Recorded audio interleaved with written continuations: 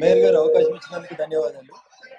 So TRS కార్పొరేటర్లు చేసినటువంటి concern, ఒక కార్పొరేటర్ గారి వల్ల ఒక నిండు ప్రాణం బలైందనేటువంటి ఆరోపణ ఏదైతే వచ్చిందో ఆ ఆరోపణ మీద రాష్ట్ర ప్రభుత్వం పోలీస్ యంత్రాంగం ఒక ఎఫ్ఐఆర్ నమోదు చేసింది.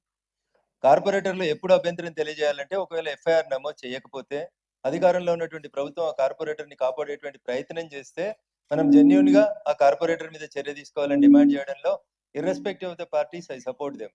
బట్ ఆ జరిగిన సంఘటనలో నేను కూడా దినపత్రికలలో చదివిన సమాచారం మేరకు వారి మీద ఎఫ్ఐఆర్ నమోదైనట్టు, ఇన్వెస్టిగేషన్ జరుగుతున్నట్టు దినపత్రికలలో చూడడం జరిగింది.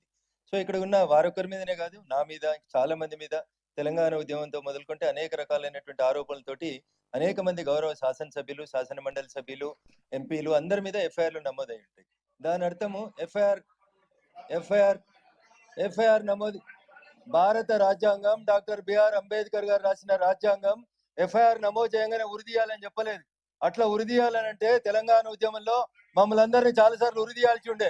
అప్పుడు ఉన్నటువంటి ప్రభుత్వం మేయర్ గారు ఎఫ్ఐఆర్ నమోదైంది, పోలీసు వాళ్ళు దర్యాప్తు చేస్తున్నారు. Let the investigation be completed. అది నేను మీ తరఫున మాట్లాడినా, వారి తరఫున మాట్లాడినా, ఎవరి తరఫున మాట్లాడినా, బీయింగ్ ఎన్ అడ్వకేట్, ఎఫ్ఐఆర్ అయిన తర్వాత పోలీసు వాళ్ళు వాళ్ళ పని వాళ్ళు చేస్తారు. మీ దగ్గర ఏమైనా ఆధారాలు ఉంటే, మీ దగ్గర ఉన్న చాలా మంది ఎమ్మెల్యేలు కూడా అడ్వకేట్స్ ఉన్నారు, వారిని తీసుకొని వెళ్ళి కన్సర్న్ SHO గారికి ఆధారాలు సబ్మిట్ చేయండి. మీ దగ్గర అడ్వకేట్ తక్కువ ఉంటే నాలాంటి అడ్వకేట్ ని రమ్మంటే, irrespective of parties, as an advocate definitely I will represent your case in before the SHO. Thank you for giving me an opportunity.